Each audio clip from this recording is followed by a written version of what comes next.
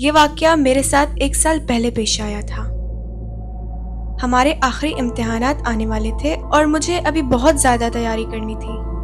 आमतौर पर हमारे स्कूल की लाइब्रेरी 5 बजे बंद हो जाती है, लेकिन इम्तिहानात की वजह से स्कूल वालों ने ये फ़ैसला किया था कि लाइब्रेरी को आधी रात तक खुला रखा जाएगा, ताकि अगर बच्चे चाहें तो वो पढ़ाई के लिए रह सकें और इम्तिहानात की तैयारी कर सकें।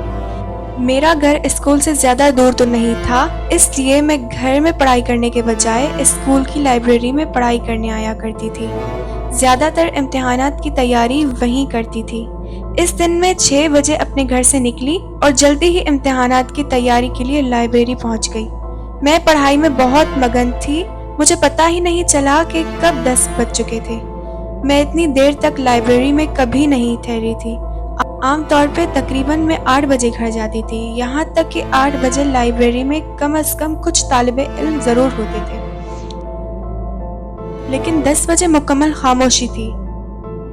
मेरे पास सिर्फ 10 या 15 मिनट थे बाकी काम करने के, तो मैंने ये फैसला किया कि अब जल्दी ख़त्म करके घर वापस आऊँगी। जब मैंने किसी के कदमों की आवाज़ सुनी तो मैं एकदम से चुप हो गई।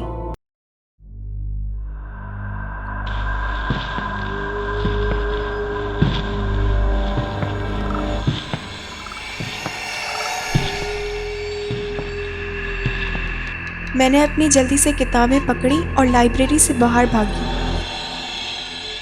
हमारे स्कूल की लाइब्रेरी उस कॉरिडोर के आखिर में थी। उस कॉरिडोर से गुजरने के बाद स्कूल का एग्जिट निकलता था। मैं जल्दी से उस कॉरिडोर से बाहर निकली और मैंने उस कॉरिडोर के आखिर में एक औरत को खड़ा देखा। मुझे मालूम नहीं था कि वो कौन है। मुझे इस कदर डर लगा कि मैंने उसको आवाज़ दी, लेकिन मेरे करीब पहुंचते ही वो चंद सेकंड में गायब हो गई। मैंने सुकून का सांस लिया और सामने वाले दरवाजे से बाहर निकल गई। थकन और भूख की वजह से मैं ठीक से चल भी नहीं सकती थी, लेकिन मैंने देखा कि गली अजीब तौर पर बिल्कुल खाली थी, जो कि इंतहाई अजीब थी, क्योंकि आम दिनों में इस गली में बहुत रश होता है। रात के वक्त भी आप लोगों को सड़क पर चलते हुए देख सकते हैं। घबराहट और खौफ की वजह से मैं चलते चलते ज़मीन को देखती रही। मैं घर के करीब ही थी कि अचानक मैंने देखा कि ज़मीन पर एक साया मेरी तरफ बढ़ रहा है। हालांकि मेरे आसपास कोई नहीं था।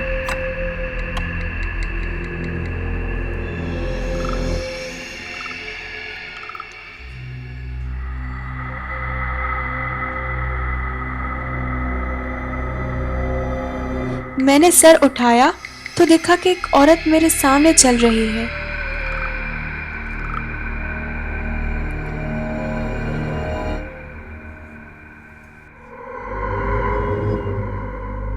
मुझे वो बहुत अजीब लग रही थी। वो ऐसे लग रही थी जैसे वो माजूर हो और उसे चलने में दुश्वारी हो रही हो।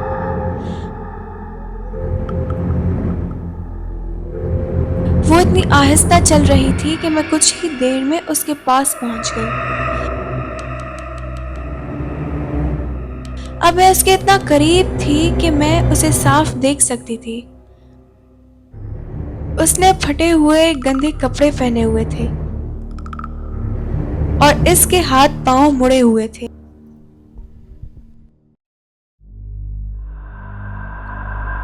इसके अलावा इसके बाल बहुत गंदे लग रहे थे। मुझे इतना अजीब लगा कि मैं वहीं रुक गई।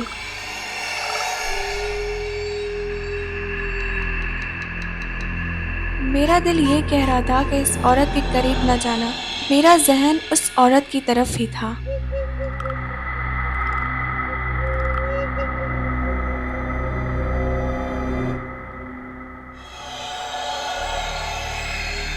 और वो औरत एकदम से पीछे मुड़ी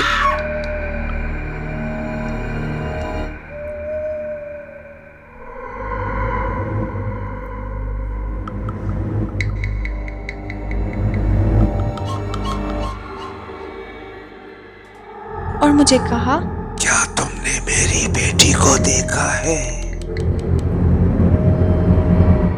मैं जम सी गई थी। मैं सदमे की वजह से मेरा दिमाग बेहोश हो गया था।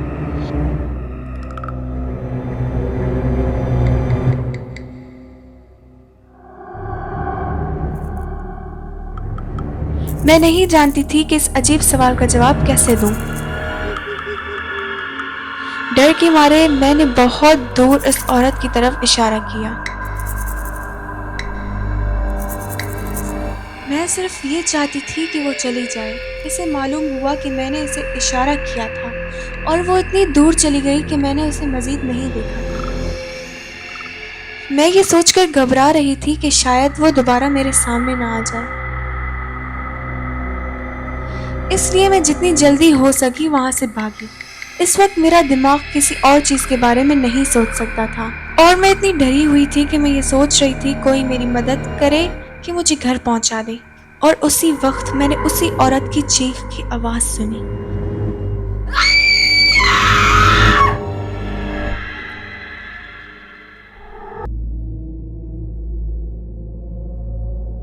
इसके बाद मुझे कुछ याद नहीं। जब मुझे होश आया तो मुझे ये पता चला कि मेरे पड़ोसी ने मुझे जमीन पर बेहोश पाया और मुझे घर ले आया। मुझे उससे मालूम हुआ कि 1998 में एक 32 साल की औरत थी जिसका नाम रायाना था। इसकी 10 साल की बेटी थी जो इसी स्कूल में जाया करती थी। एक दिन अपने दोस्तों के साथ खेलते हुए उसका हादसा हो गया और उसकी मौत हो गई। रायाना अपने बच्चे की मौत सहन नहीं कर पाई और रायाना का भूत उसी स्कूल के आसपास के इलाके में घूमता हुआ देखा गया है।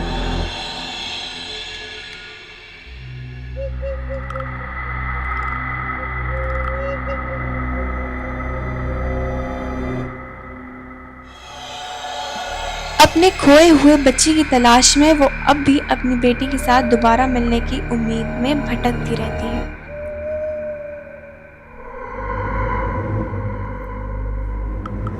और वो सबसे पूछती रहती है, क्या तुमने मेरी बेटी को देखा है?